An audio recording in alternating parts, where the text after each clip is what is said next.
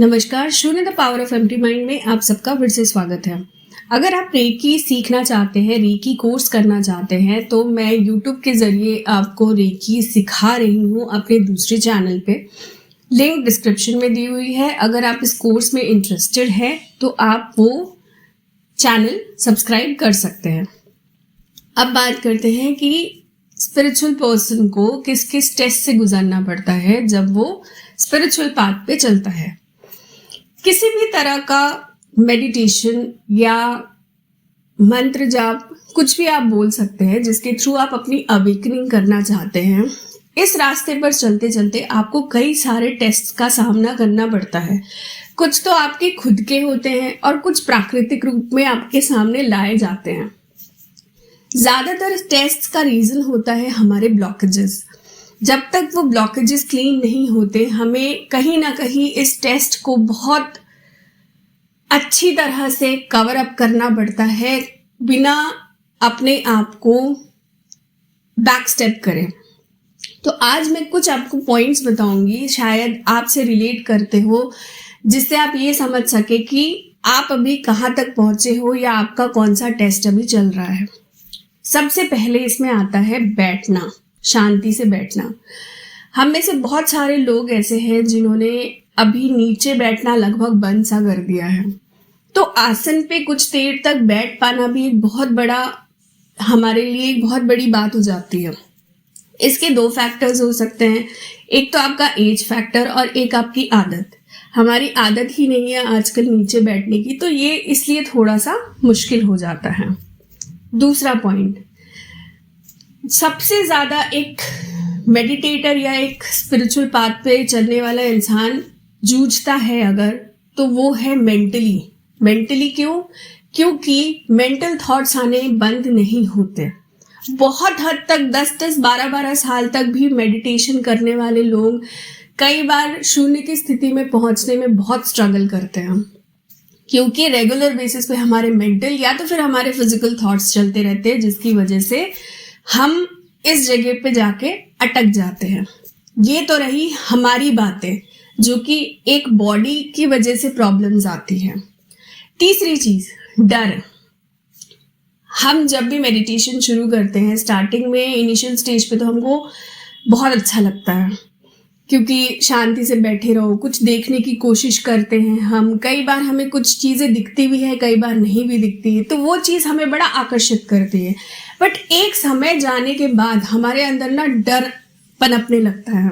अब इसके भी कई सारे रीजंस हो सकते हैं। हम तो हज़ारों वीडियोस देखते रहते हैं पूरे दिन में यूट्यूब पे। कोई ये बोलता है कि मेडिटेशन करते वक्त भूत प्रेत आ जाते हैं, या कोई ये बोलता है कि कहीं ऐसा तो नहीं आपके घर में नकारात्मक शक्ति है।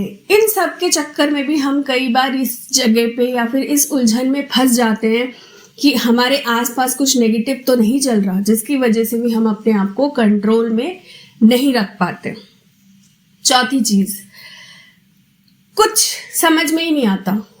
अगर आज जो इंसान 2 से 3 साल मेडिटेशन कर रहा होगा, उसको 1-1.5 साल तो कुछ समझ में ही नहीं आता कि कर क्या रहा है। वो शांति से बैठा रहता है, कुछ होता ही नहीं है, अपने ऊपर वो ध्यान ही नहीं देता कि हमारे अंदर क्या क्या चेंजेस आ रहे हैं। अब इस चक्कर में उसको क्या लगने लगता है कि अरे ये सब फालतू है, कुछ नहीं होता, कुछ नहीं हो रहा, मेरे साथ तो कुछ भी नहीं हो रहा। तो ये भी एक प्रॉब्लम होती है, जिसकी वजह से हम ये पाथ पे चलते चलते अपने आप को पीछे कर लेते हैं। 5वां और सबसे अहम चीज, हमारे बॉडी में कोई ना कोई प्रॉब्लम जरूर आती है, या तो फिर इंसोमिया जैसी प्रॉब्लम या फिर कुछ भी और। Just because of our blockages हमें इस चीज से गुजरना पड़ता है। आज शायद मैंने भी 2.5-3 साल स्ट्रगल करने के बाद मेरी कुंडलिनी शक्ति जब डिस्टर्ब हुई, शायद मेरी भी वो कुंडलिनी डिस्टर्ब होने का रीज़न यही था कि मेरे अंदर ब्लॉकेजेस थे जो कि क्लीन होने थे, और उस टाइम पे 1.5-2 साल 3 साल में ये क्लीन हुए धीरे धीरे करके। छठी चीज़, घर में अशांति हो जाना। एकदम से घर में झगड़े बढ़ जाते हैं, आपको ऐसा लगता है कि आपको कोई समझता ही नहीं है, आपको हमेशा लोग नेग्लेक्ट करने की कोशिश करते हैं, या फिर आपकी बातों को कोई तवज्जो नहीं देते। और इससे भी बड़ी चीज होती है कि आपकी लड़ाई बहुत जल्दी हो जाती है किसी के साथ भी।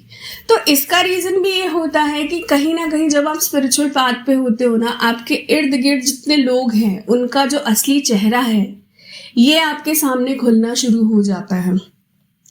और जब ये खुलना शुरू हो जाता है ना, तो बहुत सारे लोग आपके ऑरा को डाइजेस्ट ही नहीं कर पाते, या तो फिर आप उनकी नेगेटिविटी को डाइजेस्ट नहीं कर पाते, जिसकी वजह से झगड़े होना शुरू हो जाते हैं। 7वां पॉइंट, हम अकेले बढ़ जाते हैं। जब इस बात को हम अपनाते हैं ना, तब अगर हमारे 25 दोस्त थे, मुश्किल से कट छट के ना 2 से 3 बचते हैं, और वो 2 से 3 में भी कुछ ऐसे होते हैं जो धीरे धीरे करके वो भी निकल जाते हैं। तो कहीं ना कहीं हम अकेले रह जाते हैं, और इस चीज़ को हम कई बार समझ ही नहीं पाते कि इस जो इंसिडेंट हुआ है उसके पीछे क्या रीज़न है, क्या चाहती है प्रकृति आपसे। आशा करती हूँ मेरे उस बताए गए कुछ पॉइंट से आपको भी समझ में आया होगा कि आपके साथ क्या चल रहा है। आप अगर स्पिरिचुअल पाथ पे है तो अभी कौन सा पॉइंट आपके साथ रिलेट ज़्यादा कर रहा है। चैनल को लाइक और सब्सक्राइब करना ना भूलिए। चैनल को बढ़ाते रहिए, अपना प्यार देते रहिए। Thank you so very much.